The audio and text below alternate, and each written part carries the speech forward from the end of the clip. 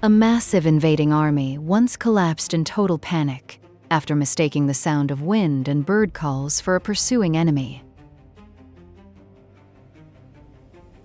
The battle took place along the Fei River, in what's now Anhui Province, in eastern China. In 383 AD, the forces of former Qin faced the armies of the Eastern Jin dynasty.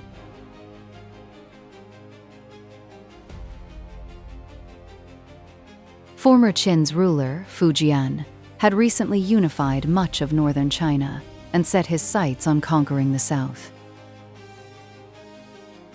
He assembled an enormous invasion force, with some accounts describing an army numbering in the hundreds of thousands. The Eastern Jin dynasty, controlling southern China, could field only a fraction of that number in defense.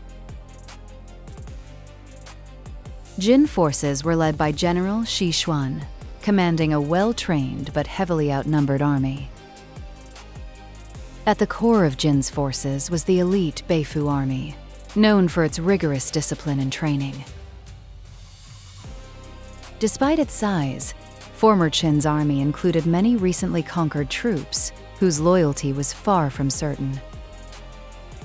Jin commanders proposed a tactical maneuver, asking Qin forces to pull back slightly to allow a river crossing for battle. Fujian agreed, planning to strike the Jin army while it was still mid-crossing, a fairly common tactic at the time.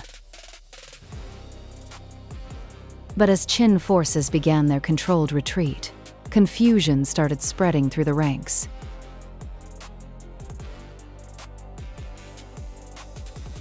Rumors spread rapidly, with many soldiers believing the army had already been defeated.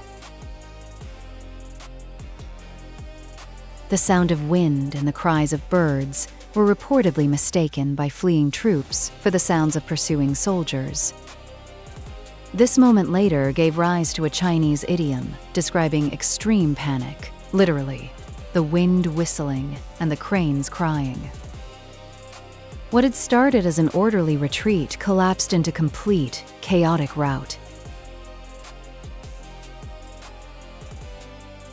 The uncertain loyalty of many conquered troops only made the breakdown in discipline worse. Jin forces seized the opportunity, launching an effective counterattack in the middle of the chaos. Former Qin suffered devastating losses, with much of its massive invasion force scattered or destroyed. Fujian himself was wounded during the retreat and forced to flee north. The victory let Eastern Jin maintain control over southern China for decades afterward.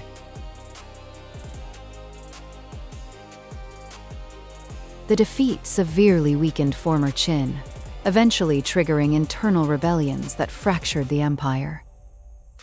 Historians often cite this as one of history's clearest examples of psychological collapse deciding a battle's outcome.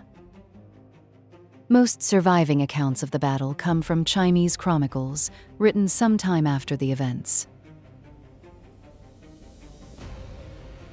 Exact troop numbers, especially for the massive former Qin force, remain genuinely debated among historians. This single battle helped keep northern and southern China divided for several more centuries. Military historians still study this case as proof that morale can outweigh even the largest of armies. The moment panic set in during that retreat marked the decisive turning point of the entire battle. Historians continue to debate exactly how much of the panic described in later chronicles may have been exaggerated. Today, the Battle of Fei River remains a classic case study in how morale and perception can overturn even the largest of armies. If you want to see the next turning point we uncover, subscribe and stay close.